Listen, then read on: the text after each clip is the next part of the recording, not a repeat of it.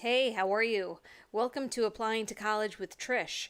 My name is Trish Portnoy and I'm here to help you apply to college. Luckily, I'm an expert. I've helped over 1,000 high school students go through this process, and I'm proud to say that they all made really smart choices. Now, it's vitally important that you subscribe to Applying to College with Trish, and if you care at all about your friends, you should share this information with them as well. This is a perfect time for you seniors, but really anyone in high school will benefit from it. Okay, so let's get started. In today's screencast, we're going to go over how college works. Here we are at www.trishportnoy.com, my website, and that's me. So let's go to a fresh page so we can take some notes. It would be great if you would do the same. Okay, so let's start off by talking about the school year. In college, you're going to have semesters very similar to high school, fall and spring. However, usually they're about 15 weeks each. Some schools have accelerated terms in the summer and winter, and some schools even have trimesters. So I wanted to give a shout out to the Fightin' Blue Hens at University of Delaware. But basically, you're going to be enrolled in courses for the fall semester, which lasts from about the end of August to mid-December, and then the spring semester, which will pick up again in late January and go about to the middle of May. So at this point, I really want you to think about how long your summer break is going to be. It's going to be from the middle of May potentially to the end of August. So this is why all the college kids get the great jobs for the summer. Okay, so each semester you are going to register for 5 different courses. And again, it could be math, English, social studies or history, could be an economics class, a science class. You have a lot of choices, and we'll get to about the registration process in a later screencast. But each course is given a specific credit value based on how many hours you meet each week. For example, a 3-credit course will meet for about 3 hours each week. A 4-credit course, like a science with a lab, will meet for 4 hours each week. So if you're taking 5 courses that are 3 credits each, how many credits are you going to take this semester? The answer is 15. Perfect. Now in the spring semester, you're going to do the exact same thing, which gives you the opportunity to earn about 30 credits each year.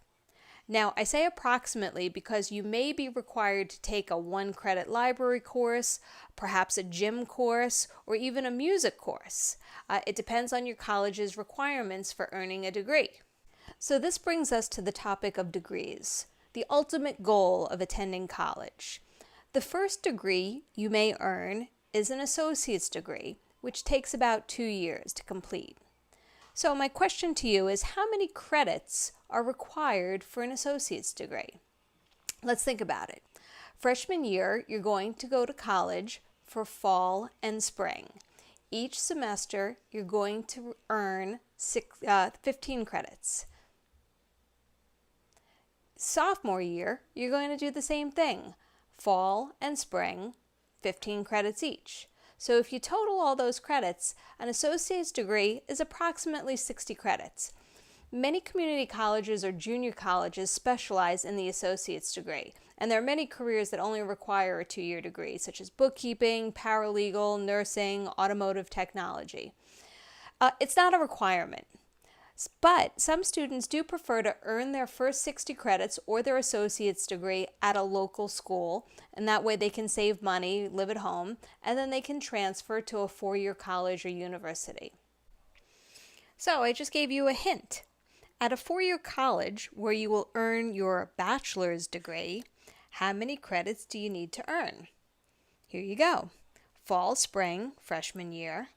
Fall, spring, sophomore year. Fall, spring, junior year. And fall, spring, senior year. That's right. You need approximately 120 credits in order to earn your bachelor's degree. Now here's the question. Do you think the college will let you receive your degree if after 4 years you only earned 115 credits? Nope, no way. And that's why it takes some people more time to graduate from college.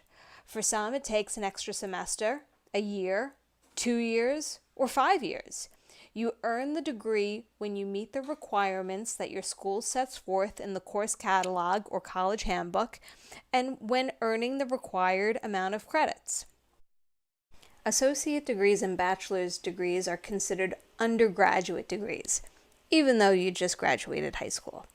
But some careers require graduate school, which would lead you to a master's degree, a doctoral degree, or even a Juris Doctor degree for attorneys.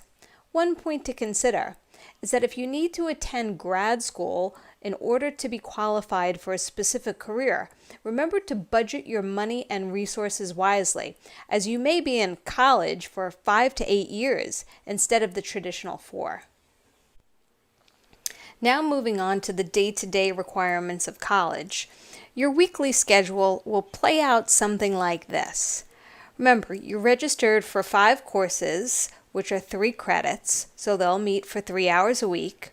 And you also are required to take a 1-credit Intro to Library course.